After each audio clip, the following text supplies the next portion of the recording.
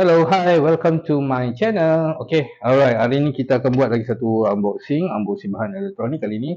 Okay, ini untuk salah satu kegunaan untuk studio saya. Okay, ini adalah, kali ni saya akan buka unboxing untuk Mercury. So, 300 Mbps Wi-Fi range extender. Okay, so ini daripada Mercury, dia ada 3000 megabit per second Wi-Fi extension. Easy to touch setup and work with any router. Okay, kita tengok atas.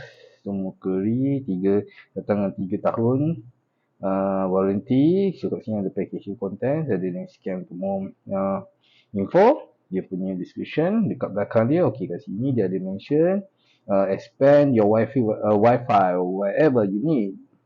This is mount range as an expand your Wi-Fi router. Coverage data you will find eliminate the Wi-Fi dead zone from your home. Okay, dia menggunakan 2.4 GHz Wi-Fi. Okay, kita tengok daripada existing, dia akan kita letak dekat sini, dia akan extend lagi. Alright. Okay, so kat bahagian bawah, kiri, kanan. Okay, kanan ni dia kat sini adjusted antenna. Oh, antenna boleh adjusted, ada 3 external antenna.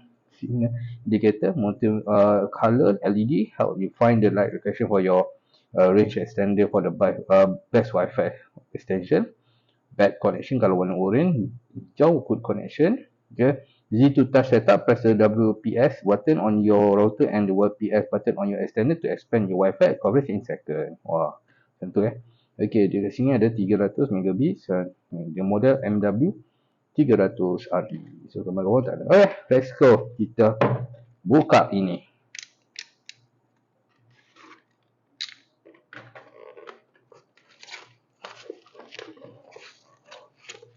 Ya, buka, buang dan okay, di sini dia ada quick installation guide. Okay. Lepas tu dia ada, kita buka dan ini dah dia. Oh, stiker pula. Stiker ni datang dari mana? Oh, okey. Ini adalah stiker daripada store. Kita untuk menyelakkan curian. Alright, so ni kotak dia. Tak ada apa lagi dah. So, kita keluarkan. So, ini apa? Oh, ini tak ada apa. Ini macam small print saja. Tak ada apa. So, ini ada punya manual. So, dia start dia macam installation code guard. Power on. Setup web browser, ok. Untuk ada dua cara method untuk setup guna web browser dan juga untuk WPS button. Ini peran pada router. Kalau router ada batu WPS button, senang lah. Ok, question. Lepas tu enjoy. Itu saja. LED explanation, access point, supported dengan FAQ. Alright, itu je. So kita tengok produk. Alright, okay. Ini dia punya produk dia. Apa macam antena dia? Antena dia macam apa? Oh, okay, jap. Alright, okay, antena dia boleh pusing. Yang ni. Dekah? Okay, dia tarik daripada bawah ke atas. Inilah dia punya produknya 3 side. Okay, kita tengok apa yang ada dalam kotak ni. Dalam kotak ni kita ada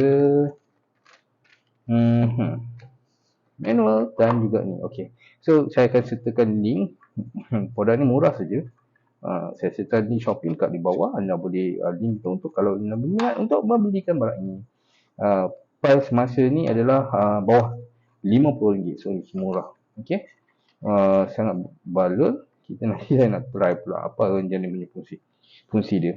Alright, okay guys, thank you. Oh, ni ada button dia, button reset button dengan button WPS dia. Okay, alright, itu sahaja details dia. Alright, thank you guys. Jangan lupa like and subscribe.